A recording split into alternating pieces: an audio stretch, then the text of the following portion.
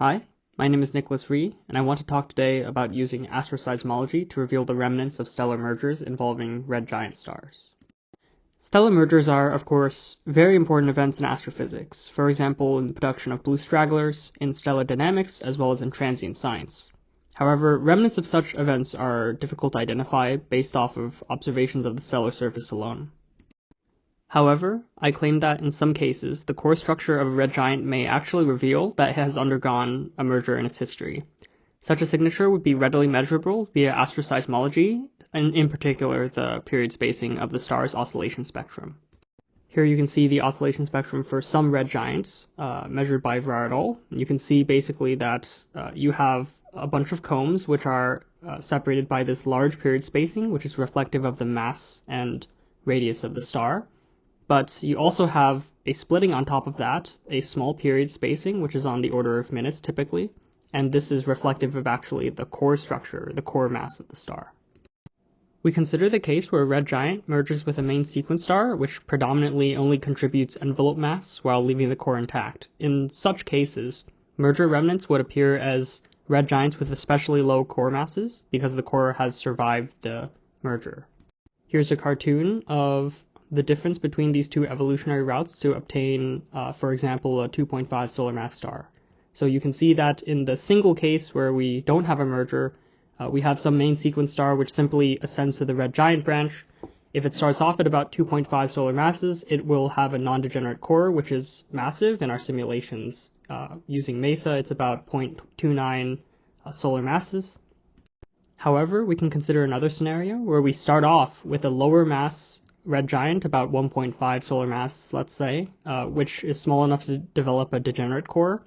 And if this star later on the red giant branch merges with a main sequence star, it retains that small degenerate core, and that can be readily apparent via astroseismology. We can be a bit more precise and simulate these scenarios using MESA and examine these two models at some fiducial 60 solar luminosities, let's say, where they have virtually indistinguishable surface properties. The merger remnant largely retains the Brunt-Väisälä profile and thus the period spacing of the progenitor giant despite its increased mass. One important caveat is that this method only works if the merger occurs after the primary has already reached the red giant branch and has developed a degenerate core. If this is the case, both the large frequency spacing and the frequency of maximum oscillation power are insensitive to the merger time, since they simply trace the mass and radius of the star, which is the same in both scenarios. However, if you examine the remnants of mergers which occur after the primary has reached the TAMS, or terminal age main sequence, when the star has exhausted its core hydrogen, you will see that the remnant will actually have a period spacing which is unusually low, reflective of the unusually low core mass.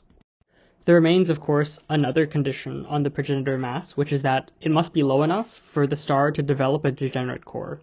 In particular, the merger would have to bring the total mass of the star above this threshold so that the remnant's core can be distinguishable from a single star's core. As expected, this threshold is at about 2 solar masses, which is the traditional demarcation for red giant core degeneracy.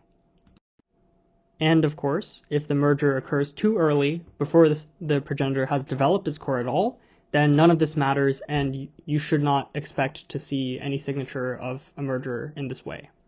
So we can look within the observational catalogs of Verrar et al. And Yu et al.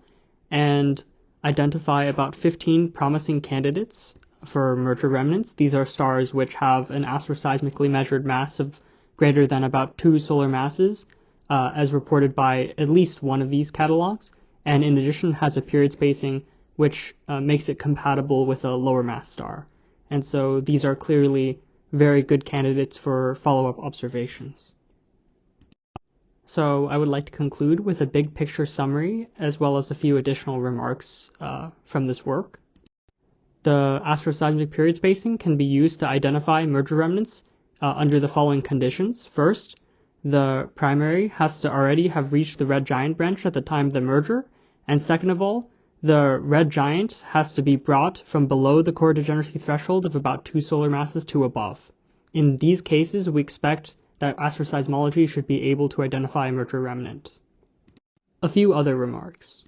First, we find that red giants on the red clump are likely difficult to analyze in this way due to a quickly evolving period spacing. So in contrast to first ascent giants where the period spacing doesn't evolve very quickly. Second, I would like to mention that even in the absence of measurements of the period spacing, it may still be possible to identify merger remnants as giants which are slightly dimmer than would be expected for a single giant. While it is somewhat more restrictive on how old the remnant giant is allowed to still be identifiable, this approach may still be useful when the period spacing is not available. Finally, we totally encourage follow-up observations of these candidates for other signatures that might suggest that they have undergone a merger in the past. So, for example, unusual rotational signatures, magnetic fields, composition, etc. These will prove to be useful in corroborating the astroseismic signature.